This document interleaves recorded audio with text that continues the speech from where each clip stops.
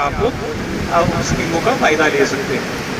इसके अलावा जो दूसरा मेन एम था वो था कि आपकी जो ग्रीवियंसेस हैं वो सुनी जाएं और उनका इजाला किया जाए। जहाँ तक आज जो मेन ग्रीवियंसेस जो अभी हमारे आप लोगों ने सामने रखी वो था कि ये जो NHIDCL जो हमारा डिस्ट्रिक्ट का भी एक ड्रीम प्रोजेक्ट है, क्योंकि ये नेशनल हाईवे 244 जो है उसका एक्सटेंशन है। जहाँ तक तो सबसे पहले मैं आप लोगों से ये बात करूंगा कि जो हाईवे होता है, पहले तो एक रोड में अलग अलग तरह की डायमेंशन होती है। एक होता है नेशनल हाईवे, एक होता है डिस्ट्रिक्ट यूटी लेवल के जो रोड्स हैं नेशनल हाईवे है, फिर जहाँ डिस्ट्रिक्ट लेवल के रोड्स हैं।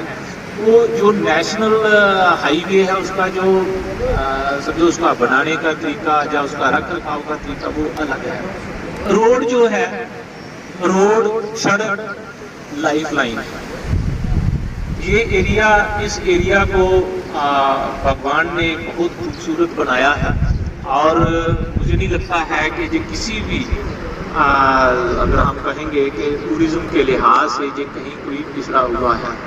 यहाँ पर पूरा पोटेंशियल है, लेकिन वो पोटेंशियल जो है वो तभी उसको एक्सप्लोर किया जाता है। बाहर का टूरिस्ट तभी आएगा जब जहाँ तक एक फर्स्ट क्लास समझो नेशनल लेवल का, इस तरह से अभी जो NHIDCL जो रोड बनाएगा जहाँ पर उस तरह का रोड आएगा। हाँ, ग्रीवियंसेस है। हमने भी मैं खुद भी एग्रीकल्चर से भी वाबस्तगी रही है, मैं भी गांव से हूँ और गांव में हमारी भी ज़मीन है। मैं जानता हूँ कि एक जो किसान है उसके लिए ज़मीन जो है मांग की तरह है, लेकिन जो नेशनल लेवल के जो प्रोजेक्ट्स हैं हमें उनको भी अगर यहाँ पर लाना है और नेशनल समझो आपका हाईवे बनेगा जहाँ तक, वो उसमें कहीं ना कहीं हमें भी समझो वो हमारी ज़मीन कहीं और तो बढ़ना नहीं है, बढ़ना तो इसी एरिया में है, कहीं ना कहीं से निकलेगा। उसमें हो सकता है किसी का घर भी आएगा, किसी की ज़मीन भी आएगी। लेकिन आप लोगों से भी बात हुई, मैंने NHIDCL के जो रिप्रेजेंटेटिव हैं उनसे भी बात की। सबसे अहम मसला ये है कि सर्वे जो है, सर्वे इनको मैंने कहा है कि आप इनको सर्वे होने दें, जो सर्वे जो कर रहे हैं एज प्रेजेंट, तो इसमें इनको कहा गया है कि एक्सप्लोर करेंगे पॉसिबिलिटी कि जिसमें ज़्यादा से ज़्यादा एग्रीकल्चर लैंड बच जाए, ज़्यादा से ज़्यादा घर बच जाएं, उस तरह का आप एक्सप्लोर करें पॉसिबिलिटी, ताकि ये 300-400 जो मीटर का स्ट्रेच है वो सही तरीके से निकल जाए। तो ये मैंने इनसे बात की है। आप लोगों से भी रिक्वेस्ट रहेगी कि इनको सर्वे करने दें, ताकि ये अपने ऑप्शंस जो है अपने ऑफिसर्स तक ले आए, और क्योंकि वो जो ऑप्शंस हैं वो देखे जाएंगे कि वो जो गवर्नमेंट की गाइडलाइन है, national highway authority of India की गाइडलाइन है, उसके मुताबिक कौन सा सर्वे जो है वो बेस्ट रहेगा, जिसमें आप लोगों की एग्रीकल्चर लैंड भी बचे और जो आपकी मान लीजिए जो घर हैं ज़्यादा वो भी उसमें ना आए। तो ये सबसे बड़ा मसला था आपका। दूसरा, जहाँ तक पानी की समस्या है, पानी की समस्या पर अभी हमारे CEO साहब ने भी ये आप लोगों को बताया, तो मेरी हिदायत रहेगी कि जब तक JJM प्रॉपरली इम्प्लीमेंट नहीं हो जाता है तब तक आप जो जहाँ का कंसर्न यही है वो देखिए कहाँ पर किस को कोई थोड़ी बहुत दिक्कत है। जैसे हम जिस तरह से हम चला रहे हैं तो लोगों को पानी जो है मिलना चाहिए। तो बाकी मैंने आपके साथ शेयर किया, आपको डिटेल में बताया कि JJM में एक्चुअली करना क्या है, और एक्चुअली ये स्कीमें भी पंचायत को ही मिलनी है, इसमें मीटर भी लगना है, ये सभी को पता है। उसके बाद रहा कोल का मैंने भी ये खुद भी देखा, 1-2 जगह पर देखा कि वो जो प्लांट्स हैं ट्रीज के साथ है, तो मैंने इनको हिदायत दी है कि ये चीज़ जो है नहीं होनी चाहिए, और इन्होंने बताया है कि वो स्कीम जो है इन्होंने ऑलरेडी टेंडर की है। तो आप एक्शन साहब AW हाँ, तो इसको आप जल्दी से इसको करवाएं आप, ठीक है। जो भी एजेंसी काम कर रही है उसे जल्दी से आप करवाएंगे, ठीक है। ये जो क्योंकि बिजली का भी इम्पॉर्टेंट इशू है इन लोगों का।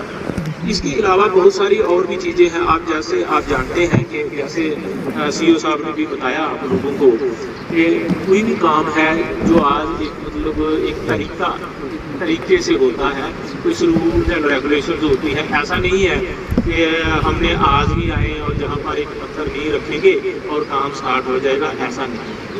ठीक है, हमें कुछ कोई भी स्कीम है, वो स्कीम बनती है, स्कीम में फंड्स अवेलेबल होंगे, अब जाके उसका एडमिनिस्ट्रेटिव अप्रूवल, टेक्निकल सैंक्शन, फिर उसमें ई टेंडरिंग प्रोसेस है। आपको पता है आज कोई भी काम करना है पहले ई टेंडर होगा।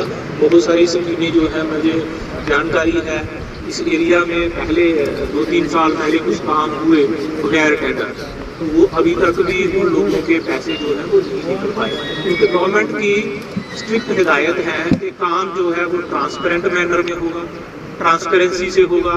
ई टेंडरिंग, फंड्स अवेलेबल होंगे, उसके बाद ई टेंडरिंग होगी, तभी जाके काम होगा। तो वही पेमेंटें हो रही हैं आज की टाइम में। तो इसके अलावा बहुत सारी चीज़ें जो है आप मतलब लोगों तक जो है कोशिश है, ड्यूटी एडमिनिस्ट्रेशन और डिस्ट्रिक्ट एडमिनिस्ट्रेशन कोशिश में है कि हम किस तरह से लोगों का जो अलग अलग मसले हैं उनको इजाला करें। ई सर्विसेज जो है वो लॉन्च की गई है। आप लोगों को पता है आपकी जो ज़मीन सारा डिजिटाइज किया जा रहा है रिकॉर्ड, तो आप आज की डेट में अपनी ज़मीन आप खुद निगरानी कर सकते हैं। अपनी ज़मीन अपनी निगरानी ऐप है, उसको आप देख सकते हैं। इसके लिए अब अभी जितना भी रेवेन्यू रिकॉर्ड है वो डिजिटाइज्ड हो रहा है। आने वाले टाइम में आपको रेवेन्यू एक्सट्रैक्ट्स जो हैं, जैसे आप जो फर्द वगैरह लेते थे वो आपको आप लोग ऑनलाइन अप्लाई करेंगे और आपको फर्द मिलेगा, वो वाला टाइम आ रहा है। सारी चीज़ें जो हैं आप तक पहुंच रही हैं। इसी तरह से बैंकिंग सेक्टर में भी बड़ी सारा ऐसा स्कीमें हैं, जैसे जन धन योजना है। आप मैक्सिमम लोगों ने खाते खिलाए हैं जन धन योजना के। इंश्योरेंस सेक्टर में सभी लोगों का इंश्योरेंस हो, एक्सीडेंटल इंश्योरेंस हो, या जो लाइफ इंश्योरेंस है उसमें भी जैसे PMJJY है या PMJSY है, आप लोगों ने सुना होगा, जीवन ज्योति योजना एंड जीवन सुरक्षा योजना।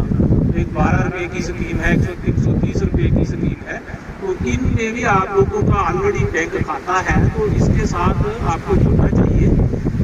बैंक को सिर्फ कह देना है कि इसमें आप सिम लगा लें, और जब साल के बाद 12 रुपये कटते हैं जिसमें आपको एक्सीडेंटल इंश्योरेंस मिलता है।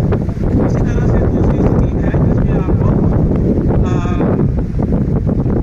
मतलब कहीं खुदा ना खास्ता कहीं किसी की उस जो कमाने वाला घर का मेंबर है उसकी डेथ हो जाती है, तो वो उसको जीवन ज्योति स्कीम जो 330 रुपये वाली स्कीम है उसमें उसको दिया जाता है 50 साल की उम्र तक का। ये भी इसका भी आपको फ़ायदा लेना चाहिए। ई श्रम कार्ड मैक्सिमम लोगों ने बनाए हैं, अगर किसी ने नहीं बनाए हैं तो आप ई श्रम कार्ड भी बनाएं। इसके अलावा एक स्कीम है मुमकिन, जो है मुमकिन स्कीम है, जिसमें भी सरकार जो है मतलब 10,000, अगर मतलब गाड़ी की कोई, जैसे में अभी हमने कहा कि कोई गाड़ी आप ले सकते हैं, तो वो गाड़ी जो है 10% जो है वो कंपनी बियर करती है और 10,000 उसमें सब्सिडी मिलती है। तो ये भी एक स्कीम है। इसी तरह से RDD में नरेगा है। नरेगा में अभी मैंने आपको कहा कि वो जो आप पूल कह रहे हैं वो नरेगा में बन सकते हैं। इस तरह के काम करके पूल बनाए, और गवर्नमेंट का ऐसा में फोकस है कि कहीं आप पानी की शॉर्टेज आने वाला टाइम में हो सकता है पानी कम हो जाए, तो उसके लिए गवर्नमेंट जो है बड़े बड़े प्लांट्स बना रही है। ठीक है, वो प्लांट्स जो है आप नरेगा में BDO साहब की मदद लेके वो चीज़ें जो है वो कर सकते हैं। इसके अलावा आप जो बहुत सारे जो BPL फैमिली थी, गरीब लोग थे, उसमें PMAY में कुछ हाउसेस बने हैं। अभी जो इशू भी रेज हुआ आवास प्लस है, आवास प्लस में हम बताएंगे आपको कि ऑलमोस्ट कोई 2700 फैमिलीज के डिस्ट्रिक्ट में फर्स्ट इंस्टॉलमेंट जा चुकी है। बाकी भी प्रोसेस है, क्योंकि एकदम तो होगा नहीं कि 2-3 साल की स्कीम है, आप सब जानते हैं।